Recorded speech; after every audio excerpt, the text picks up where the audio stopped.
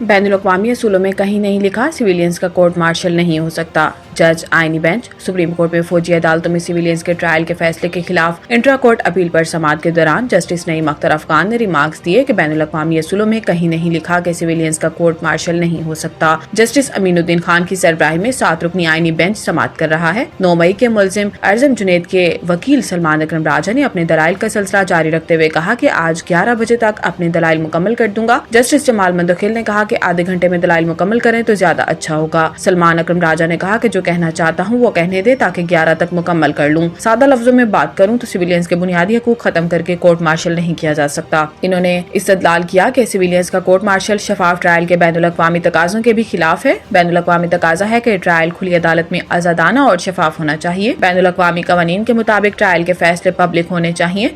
दुनिया भर के मिलिट्री ट्रिब्यूनल्स के फैसलों के खिलाफ अपीलें अदालतों में जाती हैं। यूरोपीय अदालत के फैसले ने कई ममालिक को कोर्ट मार्शल का तरीकाकार भी तब्दील करने पर मजबूर किया। मुल्क भर में 40,000 मेगा रिटेल स्टोर्स को FBR सिस्टम से 24 घंटों में मुंसलिक करना लाजमी करार दे दिया गया। फेडरल बोर्ड ऑफ रेवेन्यू ने सेल्स टैक्स रूल्स में तरामीम मुतारिफ करा दी, जिसके तहत मेगा रिटेल स्टोर्स को सेल्स की मालूमात FBR को फराहम करना भी लाजमी करार दिया गया है। FBR के मुताबिक बड़े स्टोर्स की फरोख्त का डाटा 24 घंटों के अंदर FBR को मौसूल हो जाए। बर वक्त दुरुस्त डाटा मौसूल न होने पर मज़कूरा टेरोन रिटेलर्स को सील किया जाएगा और स्टोर्स को डीसील करने का इख्तियार कमिश्नर इनलैंड रेवेन्यू को दिया गया है। FBR की जानिब से कहा गया है कि जुर्माने की अदायगी के 24 घंटों में स्टोर डीसील करने के ऑर्डर दिए जाएंगे, जबकि सॉफ्टवेयर से मुतल्लिका तमाम खामियों को स्टोर दूर करने का पाबंद होगा।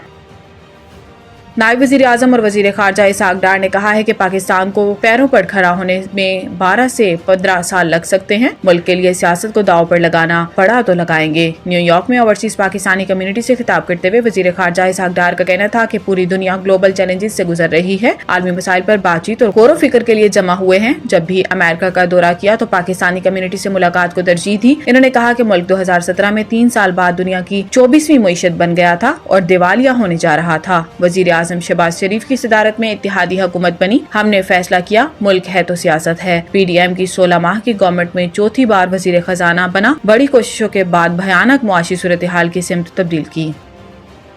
पेशावर हाई कोर्ट ने PTI रहनुमा उमर अयूब की मुख्तलिफ मुकदमात में 35 दिनों के लिए फांसी जमानत मंजूर कर ली। पेशावर हाई कोर्ट के जस्टिस साहबजादा असदुल्ला और जस्टिस अब्दुल फयाज पर मुश्तमिल 2 रुकनी बेंच ने उमर अयूब की फांसी जमानत और मुकदमात की तफसीलात के लिए दायर दरखास्त पर समाअत की। दौरान समाअत असिस्टेंट अटॉर्नी जनरल ने अदालत को बताया कि FIA की उमर अयूब के खिलाफ कोई इंक्वायरी नहीं, जबकि इस्लामाबाद पुलिस के पास 8 FIR दर्ज है। बाद अदालत ने उमर अयूब को 35 दिनों की हिफाजती जमानत देते हुए इन्हें मुतल्लिका अदालतों में पेश होने का हुक्म दिया और दरखास्त निपटा दी। इस मौके पर उमर अयूब ने कहा कि मेरे खिलाफ 70 से ज्यादा मुकदमात दर्ज हुए हैं।